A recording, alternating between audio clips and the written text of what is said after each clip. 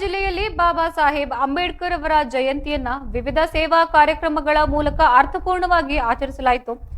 ಜಿಲ್ಲಾಡಳಿತದ ವತಿಯಿಂದ ನಡೆದ ಕಾರ್ಯಕ್ರಮದಲ್ಲಿ ನರಸಾಪುರದ ಕೆಇಬಿ ಚಂದ್ರು ನೇತೃತ್ವದಲ್ಲಿ ನಿರ್ಮಿಸಲಾಗಿದ್ದ ಸ್ತಬ್ಧ ಚಿತ್ರಕ್ಕೆ ಪ್ರಥಮ ಬಹುಮಾನ ದೊರೆತಿದೆ.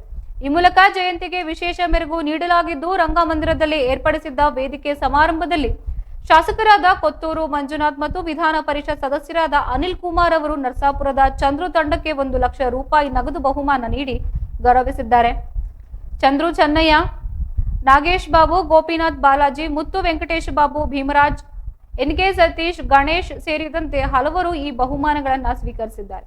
ಜೈ ಭೀಮ್ ಜೈ ಭಾರತ್ ಸಂಘಟನೆಯು ಖಾಸಗಿ ಬಸ್ ನಿಲ್ದಾಣದಲ್ಲಿ ಅಂಬೇಡ್ಕರ್ ಜಯಂತಿಯನ್ನು ಆಯೋಜಿಸಿದ್ದು, ಮುಖ್ಯಮಂತ್ರಿಗಳ ಮಾಧ್ಯಮ ಸಲಹೆಗಾರ ಕೆವಿ ಪ್ರಭಾಕರ್, ನಗರಸಭೆ ಮಾಜಿ ಉಪಾಧ್ಯಕ್ಷ ಪ್ರವೀಣ್ ಗೌಡ, ದಲಿತ ಮುಖಂಡರಾದ ದಲಿತ್ ನಾರಾಯಣಸ್ವಾಮಿ ಮುಂತಾದವರು ಈ ಸಂದರ್ಭದಲ್ಲಿ ಉಪಸ್ಥಿತರಿದ್ದರು.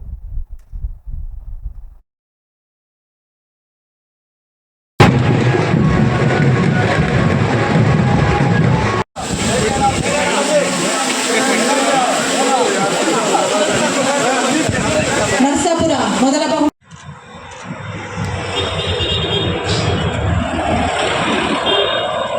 ಅಂಬೇಡ್ಕರ್ ಅವರ 135ನೇ ಜಯಂತಿ ಈ ಕಾರ್ಯಕ್ರಮದ ಅಡಿಯಲ್ಲಿ ಬಂಧು ಭಗಿನಿಯರೇ, ಅಣ್ಣ ತಮ್ಮಂದಿರೇ, ಅಕ್ಕ ತಂಗಿಯರೇ, ಬಹುಶಃ ಬಹಳ ಈ ಒಂದು